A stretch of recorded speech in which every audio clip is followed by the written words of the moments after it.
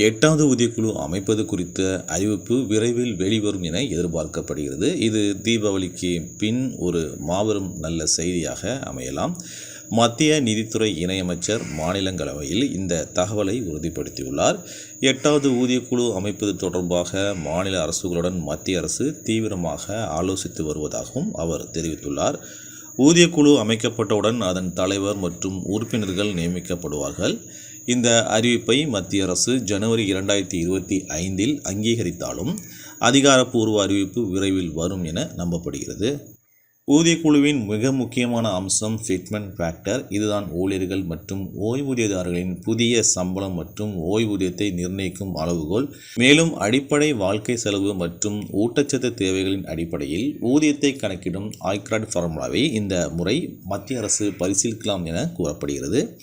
இப்பொழுது fitment factor எப்படி கணக்கிடப்படும் என்று பார்ப்போம்.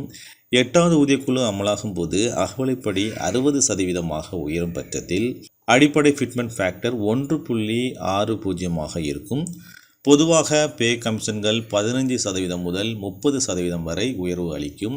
உதாரணமாக 20% உயர்வு அளிக்கப்பட்டால் ஃபிட்மென்ட் ஃபேக்டர் 1.92 ஆகவும் 30% உயர்வு அளிக்கப்பட்டால் 2.08 ஆகவும் உயர வாய்ப்புள்ளது. முக்கியமாக 8வது ஊதியக்குழு அமலாகும் போது தற்போதுள்ள அகவலைப்படி மற்றும் அகவலை நிவாரணம் ஆகியவை 0 மாற்றி அமைக்கப்படும். ஊதியக்குழுவின் கீழ் மத்திய அரசு ஊழியர்களுக்கான குறைந்தபட்ச அடிப்படை சம்பளம் 18,000 மற்றும் ஓய்வூதியதாரர்களுக்கான அடிப்படை ஓய்வூதியம் 9,000 ஆகும். ஃபிட்மென்ட் ஃபேக்டரை பொறுத்து குறைந்தபட்ச அடிப்படை சம்பளம் எவ்வளவு உயரும் என்பதற்கான சில மதிப்பீடுகளை பார்க்கலாம். ஃபிட்மென்ட் ஃபேக்டர் 1.92 இருந்தால் ஊழியர்களின் புதிய குறைந்தபட்ச அடிப்படை சம்பளம் 34,560 ஆகவும் ஓய்வூதியதாரர்களுக்கு 17,280 உயரும். ஒருவேளை ஃபிட்மென்ட் ஃபேக்டர் 2.57 நிர்ணயிக்கப்பட்டால் குறைந்தபட்ச அடிப்படை சம்பளம் 46,260 ஓய்வூதியம் 23,130 அதிகரிக்க வாய்ப்புள்ளது. அதிகபட்சமாக ஃபிட்மென்ட் ஃபேக்டர் 2.86 நிர்ணயிக்கப்பட்டால் குறைந்தபட்ச அடிப்படை சம்பளம் 51,480 குறைந்தபட்ச ஓய்வூதியம் 25,740 உயரலாம்.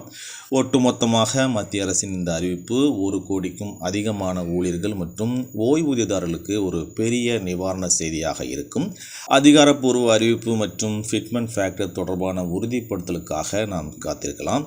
மேலும் இது போன்ற முக்கிய செய்திகளை உடனுக்குடன் தெரிந்து கொள்ள எங்களுடன் இணைந்திருங்கள். மீண்டும் அடுத்த வீடியோவில் சந்திக்கலாம். நன்றி, வணக்கம்.